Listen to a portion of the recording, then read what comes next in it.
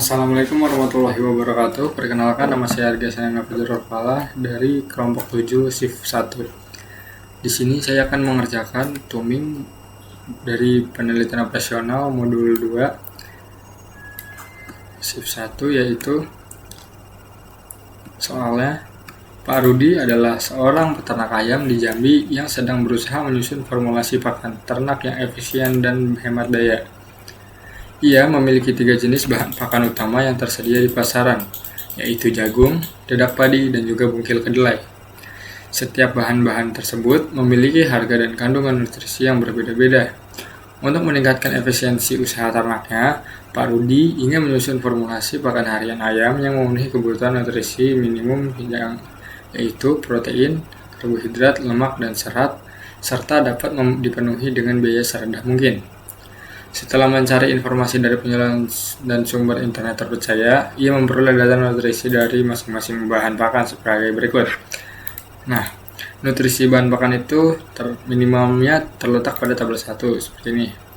Dan juga adapun harga per kilogram dari masing-masing bahan pakan seperti pada tabel 2. Nah, berdasarkan kondisi tersebut, kita disuruh untuk menentukan apa sih komposisi optimal dari bahan pakan dalam satunya itu kilogram yang harus digunakan agar memenuhi semua kebutuhan nutrisi dengan biaya seminimal mungkin. Nah, di sini ada perintah kita disuruh untuk mengerjakannya menggunakan software Microsoft Excel dan juga PMQM. Oke, yang pertama kita akan menggunakan software Microsoft Excel untuk melakukan pemecahan masalah. Di sini kita harus memulai dari menentukan bentuk umumnya. Pertama kita akan menentukan fungsi tujuannya yaitu terdapat di tabel 2 dengan jagung sebagai X1, dedak padi sebagai X2, dan bungkil kedelai sebagai X3. Nah, pada tabel ini terlihat bahwa nilainya itu masih banyak nolnya. Jadi kita akan bagi masing-masing dibagi dengan 100 jadi 85 jagung, 40 dedak padi, dan juga 80 bungkil kedelai ya. Jadi kita masukin di sini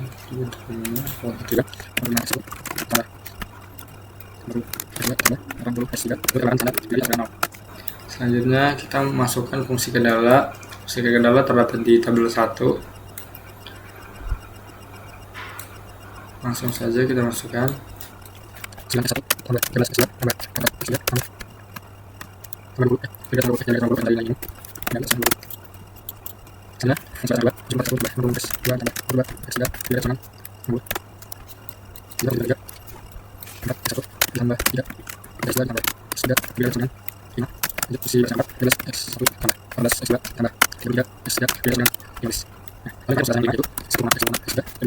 Nah, selanjutnya kita harus mencari bentuk baku dari bentuk umum masing-masing, baik dari fungsi tujuan maupun fungsi kendala.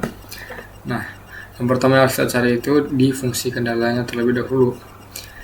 Karena di sini dia lebih dari sama dengan semua, jadi caranya itu kita adalah dengan cara mengurangi dengan variabel surplus dan ditambahkan variabel buatan. Langsung saja kita bikin.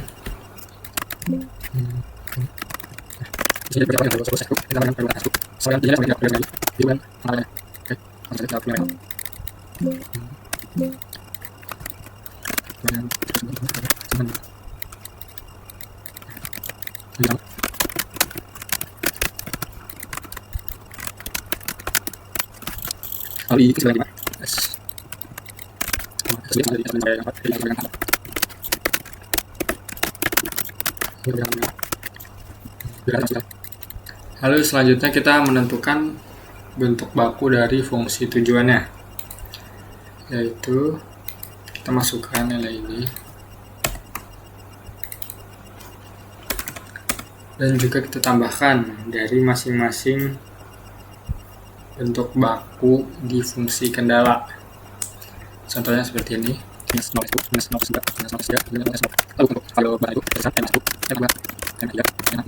Lalu langkah selanjutnya kita harus memasukkan bentuk-bentuk dari bentuk baku ini ke dalam tabel sintaks awal.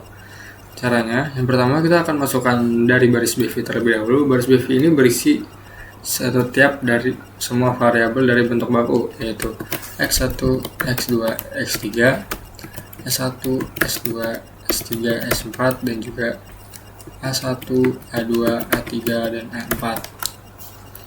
Nah, lalu baris kita langkah selanjutnya adalah mengisi baris CJ. Nah, baris CJ ini kita isi dengan nilai koefisien dari masing-masing variabel, yaitu 85, 40, 80, 0, 0, 0, 0, dan m. Selanjutnya kita akan mengisi kolom BV. Nah, kolom BV ini kita harus mengisi dengan, jika dia terdapat nilai A, maka kita akan mengisi kolom BV dengan nilai variabel A. Namun karena di sini kita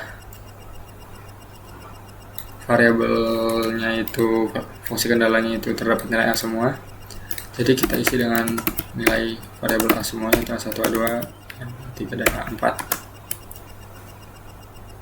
Lalu di CBI kita memasukkan koefisien dari nilai di kolom BV-nya yaitu M. Di sini lupa ada JJ.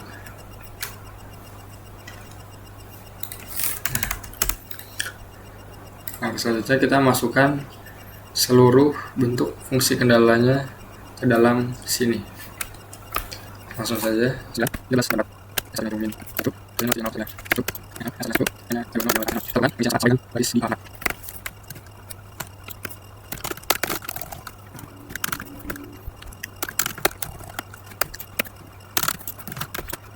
Nah, baik, setelah kita mengisi semua baris BV-nya, langkah selanjutnya adalah kita dengan cara menentukan nilai JZ-nya itu, yaitu caranya adalah dengan menjumlahkan hasil kali dari masing-masing variabel dengan nilai variabel BV, yaitu M1, yaitu M. Jadi cara itu seperti 9 dikali M ditambah dengan 74 dikali M ditambah 4 dikali M ditambah 13 dikali M, yaitu menghasilkan 100 M. Yang ini juga sama, 100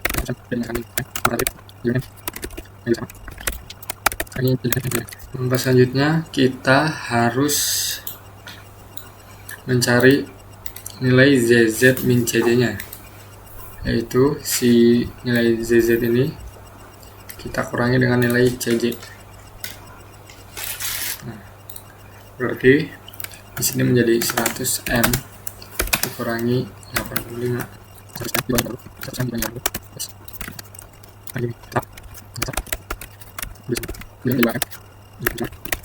Langkah selanjutnya yaitu kita menentukan nilai ZZ min CJ yang positif terbesar untuk mencari kolom kuncinya.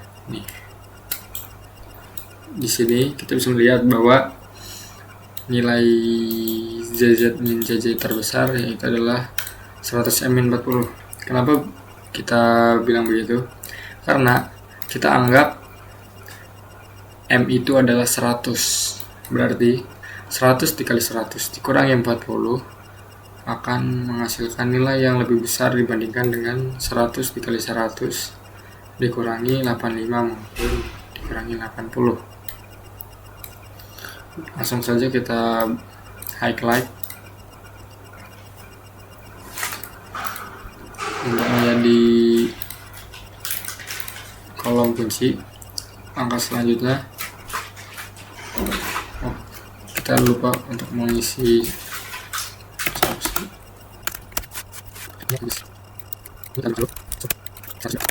selanjutnya kita akan menentukan kolom indeks. Caranya menggunakan rumus sama dengan solusi dibagi dengan kolom kunci masing-masing variabel A nya, variabel BV nya.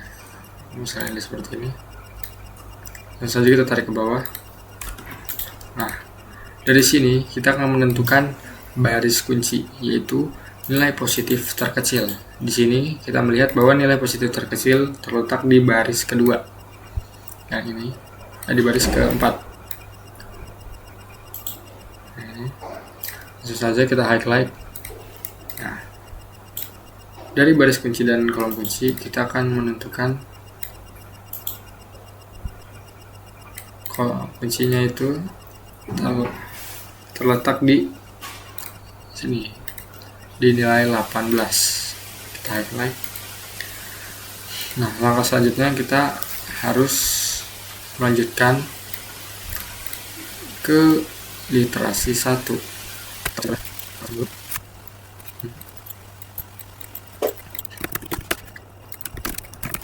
Oke, selanjutnya kita akan mengisi dari tabel literasi 1. Di sini karena key elemennya terletak pada kolom X2, jadi pada kolom X2 dan juga baris 4, jadi di A4 nya ini kita akan ganti dengan nilai X2 dan kita masukkan CBI nya 40. Nah, selanjutnya itu kita akan menentukan nilai new value entering variable dengan cara alt value dikurang key column. Begini kita masuk rumus sama dengan alt value dibagi dengan key element. Jangan lupa key elemennya kita kunci dengan menekan tombol F14 kali. Kita enter. Kita kurangi komanya menjadi 2 angka di belakang koma. Kita tarik ke samping. Nah, selanjutnya kita akan menentukan new value lagi, yaitu rumusnya alt value dikurang corresponding key column value dikali corresponding key row value dibagi key element. Nah, saja kita masukkan rumusnya. Ini dikurangi dalam kurung 2 kali dikali dengan ini. Nah, ini yang dibagi dengan key column. Nah, jangan lupa kita untuk mengunci di kolom sebanyak 1 kali untuk mengunci baris dan juga kolomnya, dan di D2 kita mengunci 2 kali untuk mengunci baris, dan di E14 kita kunci 3 kali untuk mengunci kolom. Lalu kita klik enter. Nah, kita kurangi lagi digit di belakang komanya jadi 3. Lalu kita bisa langsung tarik ke kanan. Nah, langkah selanjutnya juga kita masih sama, yaitu kita harus menentukan nilai JZ terlebih dahulu. Di sini jika lebih mudah kita akan menggunakan rumus yang ada di Excel-nya. Untuk mencari nilai M kita menggunakan sum, karena min 0,389 dikali M itu hasilnya akan tetap min 0,389. Terus saja kita tarik ke kanan. Lalu untuk kolom baris keempat, yaitu kita kalikan dengan 40 sama dengan ini dikali dengan 40. Jangan lupa 40 kita kunci sekali, klik enter. Kita kurangi digitnya seperti ini. Langsung kita masukkan ke dalam nilai ZZ nya.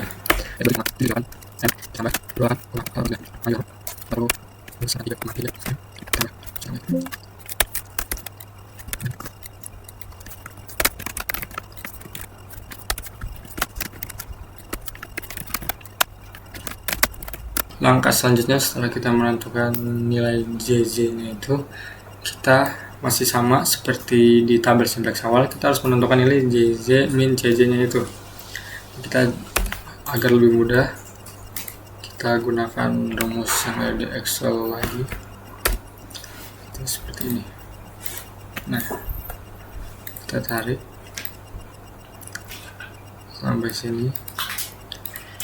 Dan untuk dinilai mungkin tidak perlu karena perhitungannya cukup mudah.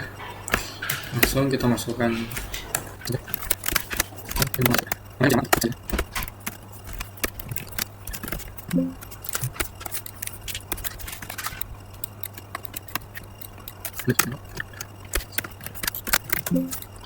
Oke, setelah kita mengisi nilai JJ min CJ nya, kita harus menentukan kolom kunci. Cara menentukannya masih sama, yaitu dengan melihat nilai positif terbesar.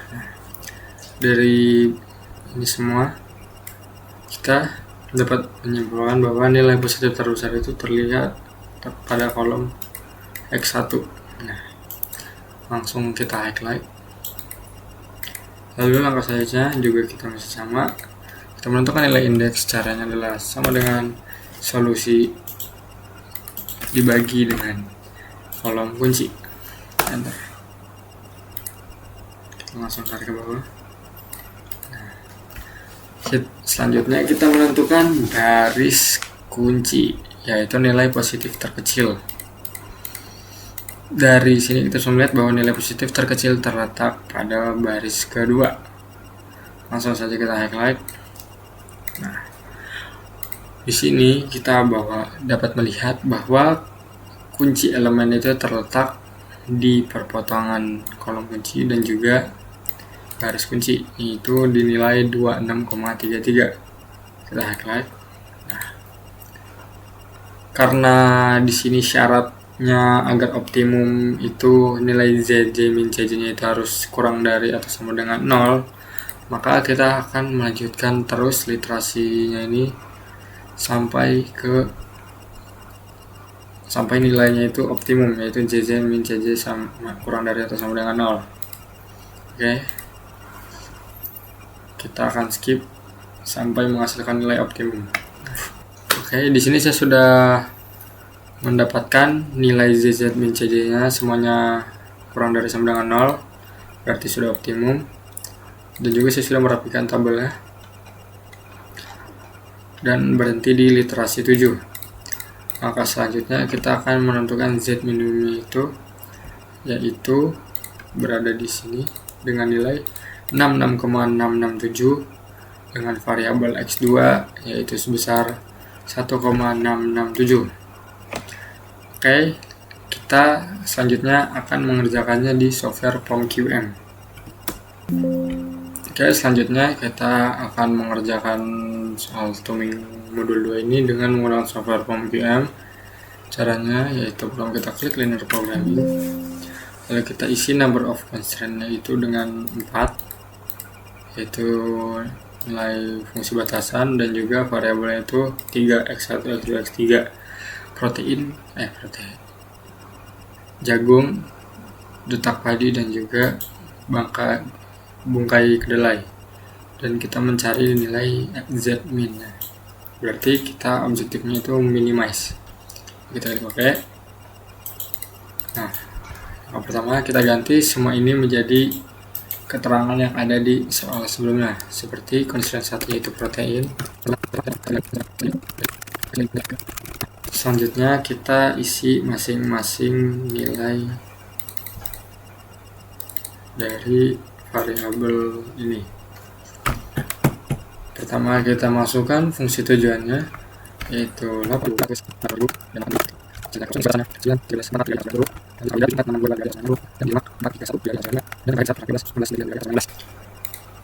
langsung saja kita solve. Oke, boom. Maka akan menghasilkan nilai yang sama seperti pada di Excel tadi, yaitu nilai Z min nya sebesar 6666,67 dengan X2 yaitu sebesar 1,67. Mungkin sekian video tutorial tugas mingguan modul 2 ini. Kurang lebihnya mohon maaf. Wassalamualaikum warahmatullahi wabarakatuh.